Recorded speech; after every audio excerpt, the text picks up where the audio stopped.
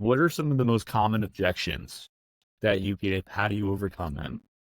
What is like the best case scenario that you want out of that call, right? Like, what's your vision for a successful call?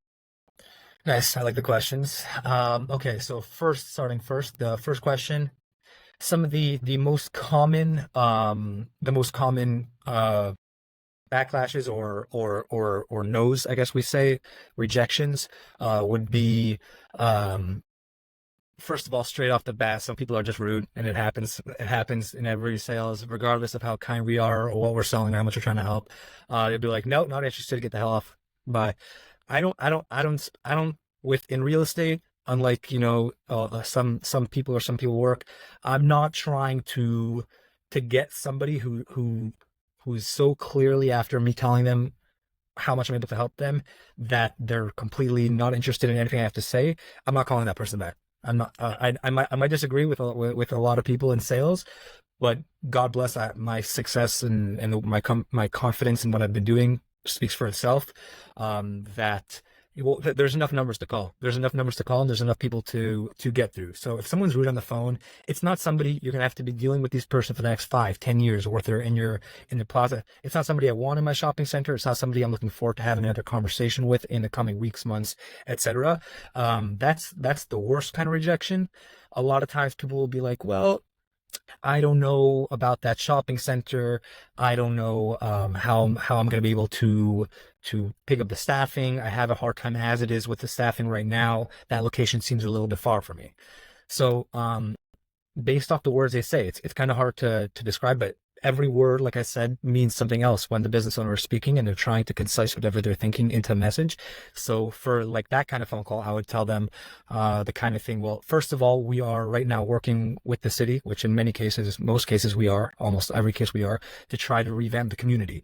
So we're looking for a place specifically like yours, that, let's say, is a coffee shop. I've been speaking to a lot of people in the area, and I know they want a nice, cute coffee shop. Now, while this shopping center may not look as nice as it is as you're saying, we are putting in the money consistently right now to revamp the entire shopping center, help the community. The government is helping us, as well as for you. We are willing to make sure that you guys have the 6 months of free rent to get your name out there, to make sure the place is as nice as it can be, as well as make sure it's as stress-free as possible, so that you're not going to really have to be thinking about too much.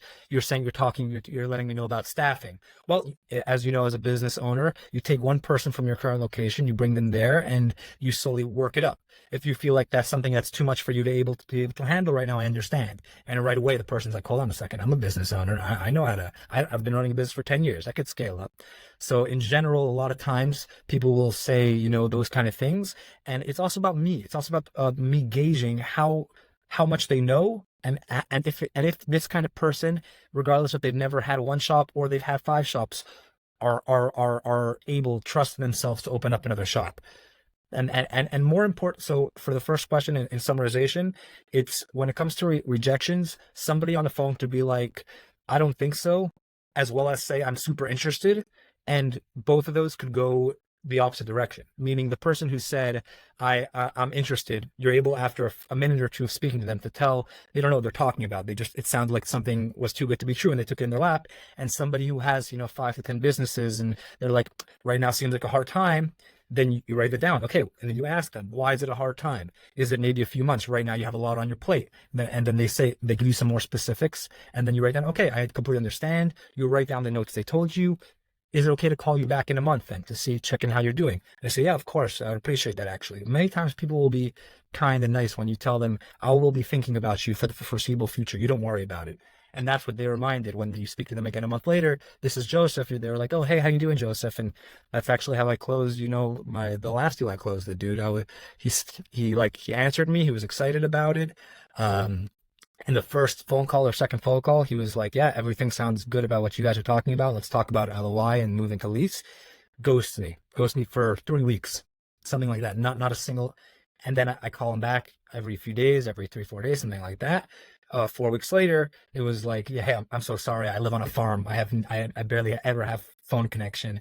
Let's talk about the lease. And within a day or two, that lease was signed in an inbox. So yeah, it really is about when it comes to people who answer backlash, it's about reading what they're trying to say behind the words. If it sounds like they're a business owner who can't handle it, or a business owner who maybe right now is not the right time.